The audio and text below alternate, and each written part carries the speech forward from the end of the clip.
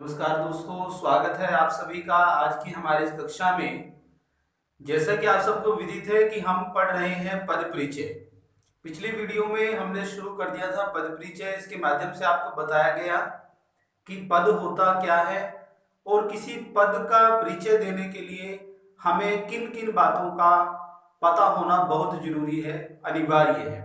वो चीजें आपको बताई। तो उसमें आपको 7 पॉइंट मैंने लिखवाए थे, वो पिछली वीडियो आप जाकर के देख सकते हैं। तो कल हमने आप संज्ञा पर चर्चा की थी और सर्वनाम शुरू कर दिया था। तो सर्वनाम ही आज हमारा चलेगा। नेक्स्ट टॉपिक जो है हम सर्वनाम कर रहे हैं, और सर्वनाम में हमने जो सर्वनाम का पहला जो हमारे पास है पुरुषवाचक सर्वनाम, ये हम कर चुके हैं। पुरुषवाचक सर्वनाम जो है यह हमने कर लिया है भेद सहित, भेदों के सहित हमने इसको जो है पिछली वीडियो में पढ़ लिया है। तो उसका जो लिंक है डिस्क्रिप्शन बॉक्स में जाकर के वहां से जो है उस लिंक पर जाकर के और इसको समझ सकते हैं। चलिए दोस्तों आगे बढ़ते हैं। दूसरा जो इसका भेद है वह है निश्चयवाचक सर्वनाम। अब निश्चयवाचक सर्वनाम में अर्थात जो निश्चित होता है उसको हम निश्चय कहा जाता है, जिसमें हमें पता हो पक्का कि हाँ यह जो है श्योर है हम इसमें। ठीक है, तो वहां पर निश्चयवाचक सर्वनाम होता है। जैसे यह है, वह है और वे है। तो ये निश्चयवाचक सर्वनाम के अंतर्गत आते हैं, ध्यान रखिएगा। यह, वह, वे, और इसमें आप ये भी जो है वो जोड़ सकते हैं। ठीक है, ये जो हमारे पास किस में आएंगे, निश्चयवाचक सर्वनाम में। इसी प्रकार से तीसरा जो हमारे पास है वो है अनिश्चयवाचक सर्वनाम। अब अनिश्चयवाचक में जहां हमें निश्चित सर्वनाम का नहीं पता होता, जब हम सर्वनाम के बारे में निश्चित नहीं होते हैं तो वहां पर अनिश्चयवाचक सर्वनाम होता है। ठीक है, अब वो कौन कौन से हैं, जैसे कोई, कुछ, ये क्या हो गए हमारे अनिश्चयवाचक सर्वनाम हो गए। जैसे उदाहरण के लिए हम कह सकते हैं दरवाजे पर कोई खड़ा है। अब कोई खड़ा है हमें नहीं पता है, हम निश्चित नहीं है, तो कोई जो है वो किसके लिए वो प्रयोग किया जा रहा है, अनिश्चित। जब आपके पास सर्वनाम है, आपको नहीं पता कौन है बाहर, तो उसके लिए हमने प्रयोग किया कोई। तो कोई किसके अंतर्गत आएगा, अनिश्चयवाचक सर्वनाम। आप लोग चाय पी रहे हैं या पानी पी रहे हैं और उसमें अचानक कुछ जो है वो गिर जाता है, तो हम यह कहते हैं कि चाय में कुछ गिर गया, पानी में कुछ गिर गया, हमें नहीं पता होता है। तो यहां पर क्या हो गया, ये कुछ भी जो है वो अनिश्चयवाचक सर्वनाम के अंतर्गत आता है। नेक्स्ट दोस्तों हमारे पास आता है प्रश्नवाचक सर्वनाम। कौन सा, प्रश्नवाचक, चौथे नंबर पर आएगा हमारे पास प्रश्नवाचक सर्वनाम। प्रश्नवाचक में जहां प्रश्न पूछा जाता है, सबको पता ही है इसके बारे में, तो लगभग विद्यार्थियों को पता होगा।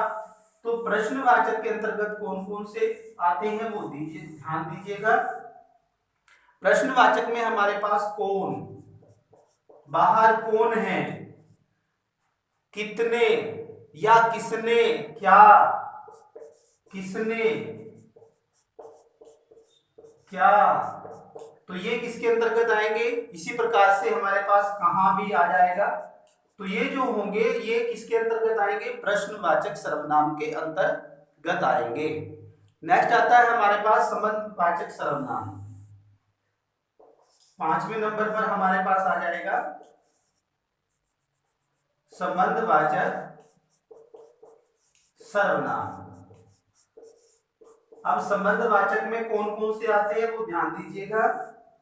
संबंधवाचक सर्वनाम कैसे हमें पता चलेगा, जैसे जो सो, जो सो, जो बोएगा सो काटेगा। तो यहां पर संबंध स्थापित हो रहा है, जो बोएगा सो काटेगा।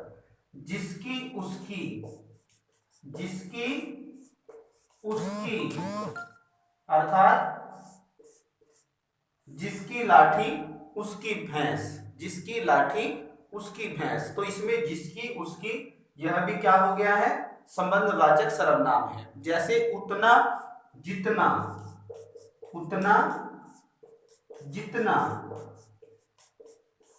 उतना, जितना, उतना लो जितना तुम खा सको, ठीक है ना।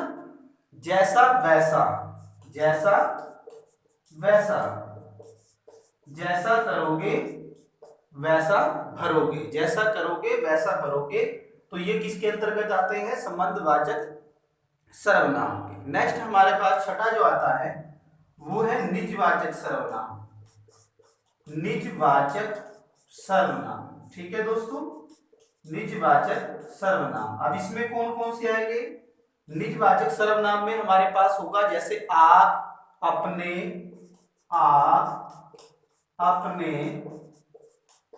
स्वयं,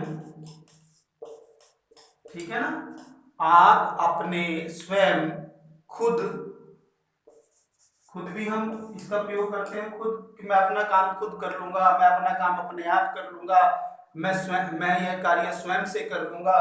तो ये क्या हो गया, निजवाचक, निज मैंने अपना, वाचक मैंने जो बोलते हैं, हम अपने लिए जो प्रयोग करते हैं, अपने लिए जो बोलते हैं, वो निजवाचक सर्वनाम कहलाते हैं, ठीक है। आप, अपने, स्वयं और खुद, ठीक है दोस्तों। तो ये हमारे पास इन बातों का आपको पता होना अनिवार्य है यदि आप पद परिचय देना चाहते हैं और चाहते हैं कि आपका आधा नंबर भी जो है वो परीक्षाओं में ना कटे। तो इन चीजों के बारे में आपको पता होना बहुत जरूरी है।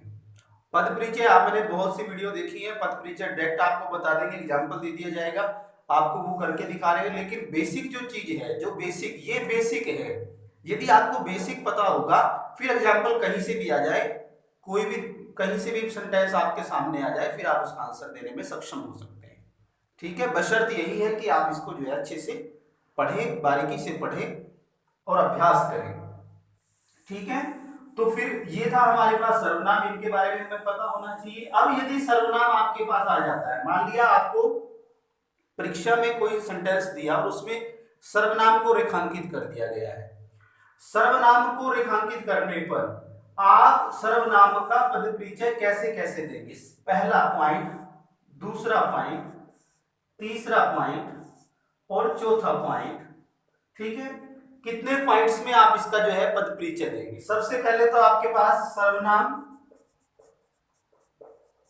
और उसके जो भेद है वो, ठीक है। जैसे हमने अभी पुरुषवाचक सर्वनाम से लेकर के और निजवाचक सर्वनाम तक हमने पढ़े, पहला पुरुषवाचक सर्वनाम से लेकर के और निजवाचक सर्वनाम तक अभी हम पढ़ करके हटे हैं, ठीक है। तो इसलिए मैं शॉर्ट में लिख रहा हूं, ये आपको पता होना चाहिए। सर्वनाम सबसे पहले कौन सा है, सर्वनाम है, आपको श्योर हो गया है कि आप सर्वनाम है इसमें।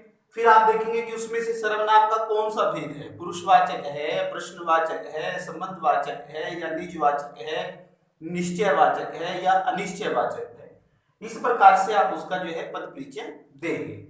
दूसरे नंबर पर आपके पास आता है, आप उसका जो है लिंग निर्धारण करेंगे, लिंग, ठीक है। वो कल भी मैंने आपको बताया था, दो ही लिंग होते हैं हमारे पास, पुल्लिंग और स्त्रीलिंग, वो आपको पता चल ही जाएगा। तीसरा आपके पास आ जाएगा वचन, वचन में भी आपके पास दो मैंने कल बताए थे, दो ही आएंगे, एक वचन और बहुवचन। आप बता सकते हैं कौन सा वचन है।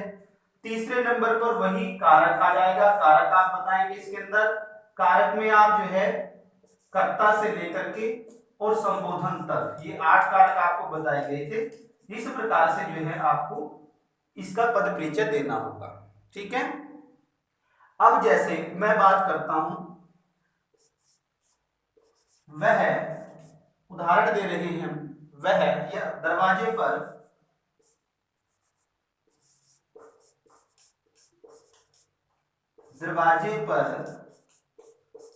कौन खड़ा है, कौन खड़ा है, यह सेंटेंस आपको दे दिया परीक्षा में और इसमें अंडरलाइन कर दिया कौन, ठीक है। ध्यान से समझिएगा, कौन को इसमें अंडरलाइन कर दिया है। अब आप लिखेंगे कौन इज इक्वल टू, अब कौन क्या है, सबसे पहले तो आपने देखना कौन है क्या। अब हम सर्वनाम की बात कर रहे हैं तो पता है आप लोगों को अभी सर्वनाम है, तो कौन क्या है, सर्वनाम। अब मैंने कहा सर्वनाम के बाद आप उसका भेद बताएंगे, सर्वनाम का कौन सा भेद है आएगा, कौन है तो कौन किसका था? अनिश्चयवाचक, हमें नहीं पता है कौन है, तो अनिश्चयवाचक सर्वनाम। ठीक है, कौन सा भेद हो जाएगा? अनिश्चयवाचक सर्वनाम। अब इसका लिंग निर्धारण करना है हमने, और मैंने आपको बताया था लिंग हम जो है अंत में यहां से क्रिया से जो है हमें लिंग का बोध होगा, पता चलेगा। तो दरवाजे पर कौन खड़ा है, अब खड़ा है तो कौन हो गया? यह कौन कौन हो गया? पुल्लिंग हो गया। यदि हम कहते दरवाजे पर कौन खड़ी है तो फिर ये स्त्रीलिंग में चला जाता। अब दरवाजे पर कौन खड़ा है तो कौन का लिंग क्या हो जाएगा? पुल्लिंग हो गया। क्या हो जाता है? पुल्लिंग। अब यहां पर खड़ा है तो एक वचन है, दरवाजे पर कौन खड़े हैं, यदि यहां पर खड़े हैं होता तो हमें कौन का वचन पता चल जाता कि यह बहुवचन है। किंतु अब कौन खड़ा है तो ये एक वचन में है, तो इसका वचन कौन सा हो गया? एक वचन हो गया। ठीक है, अधिकतर जो है हम ज्यादातर यही तक करते हैं। कारक में यदि जिसको कहते हैं ना खुले तौर पे कारक यदि आ जाए, जो हमारे पास परसरक होते हैं, विभक्ति चिन्ह होते हैं, यदि उसके माध्यम से आपके सामने आ जाए, स्पष्ट स्पष्ट होकर के आपके सम्मुख आ जाए, तब आप जो है कारक लिखेंगे, अन्यथा आप यहीं पर जो है इसको खत्म कर देंगे और ये आपका सही होगा। ठीक है दोस्तों, तो चलिए ये सर्वनाम हमने आज किया। इसके साथ साथ तीसरा जो हमें पता होना चाहिए, तीसरा जो दोस्तों हमें पता होना चाहिए वो आता है हमारे पास विशेषण। संज्ञा हो गया, सर्वनाम हो गया, अब आता है विशेषण। अब विशेषण कहते किसे हैं? विशेषण कहते किसे? देखिए वीडियो थोड़ा लंबा हो जाएगा, लेकिन ये टॉपिक खत्म करना, क्योंकि फिर एक ही टॉपिक पे ज्यादा दिन चलते रहेंगे, तो साथ बने रहें, क्योंकि आपके लिए ही है ये विशेषण शुरू कर रहे हैं हम। विशेषण किसे कहते हैं? हम जो शब्द जो है वो संज्ञा और सर्वनाम की विशेषता को प्रकट करने का काम करता है, जो संज्ञा और सर्वनाम की विशेषता बताता है, उसको हम क्या कहते हैं? संज्ञा और सर्वनाम की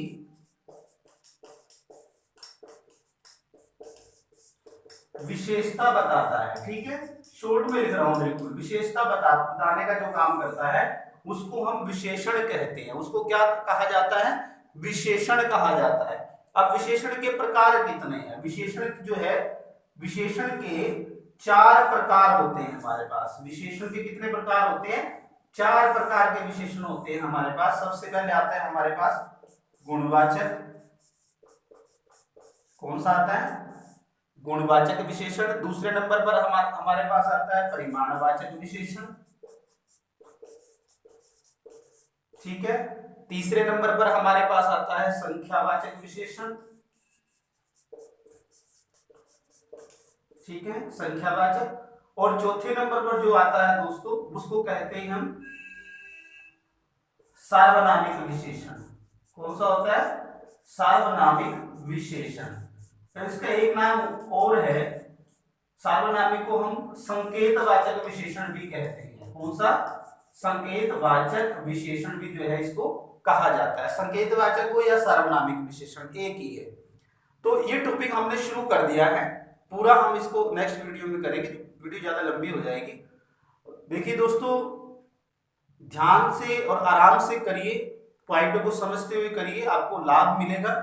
और यदि आपको वीडियो अच्छी लग रही हो तो कृपया चैनल को सब्सक्राइब कर ले, ताकि सबसे पहले वीडियो आप तक पहुंचती रहे। बहुत बहुत